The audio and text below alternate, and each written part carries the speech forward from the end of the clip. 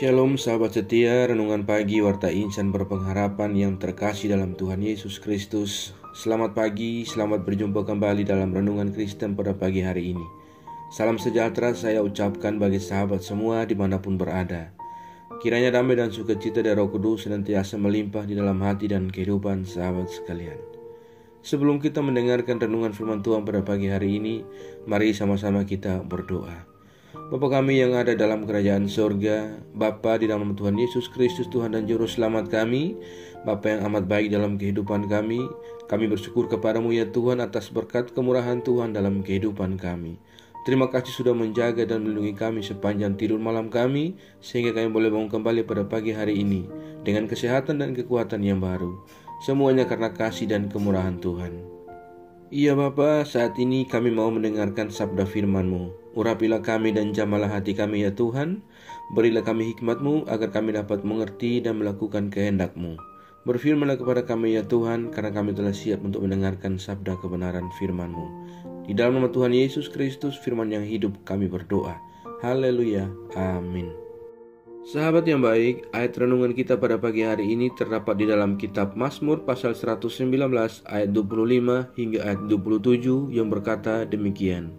Jiwaku melekat kepada debu, hidupkanlah aku sesuai dengan firman-Mu.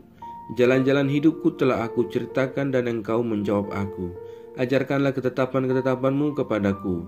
Buatlah aku mengerti petunjuk titah-titah-Mu, supaya aku merenungkan perbuatan-perbuatan-Mu yang ajaib. Demikian firman Tuhan.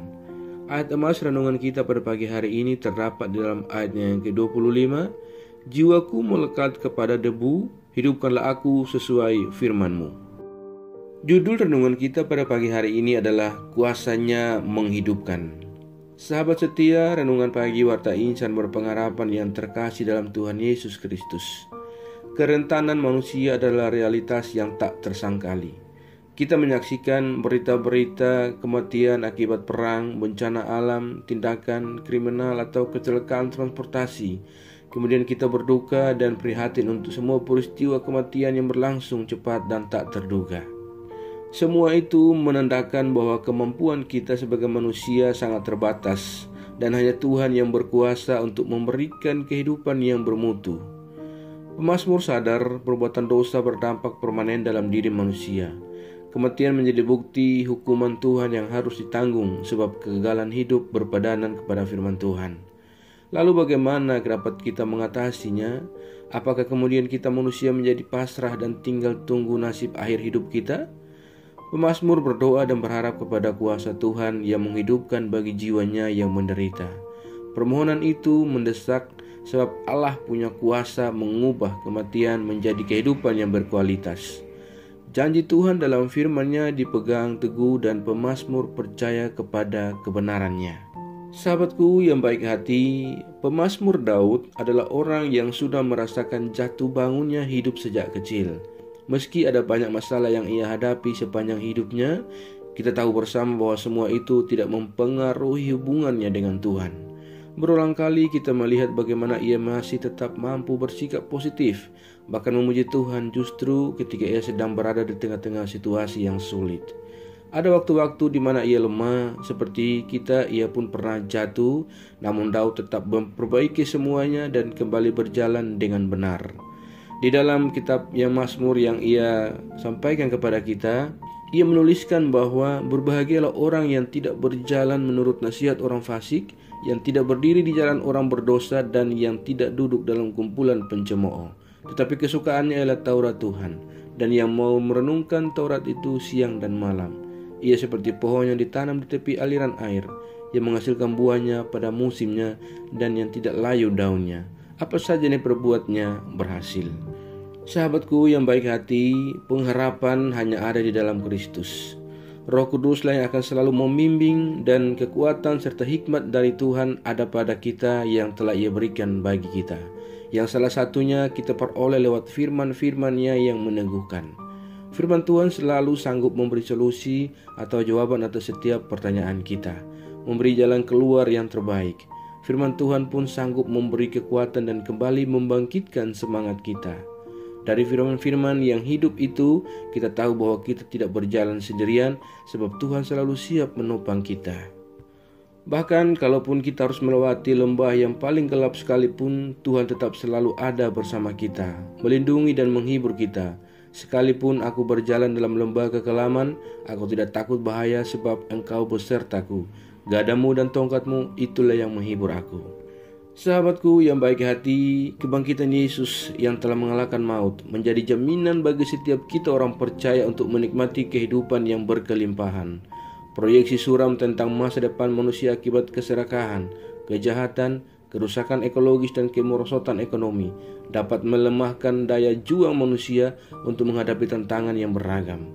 Jika informasi yang diserap bersifat negatif dan destruktif, maka berakibat buruk bagi kesehatan jasmani, mental dan rohani kita.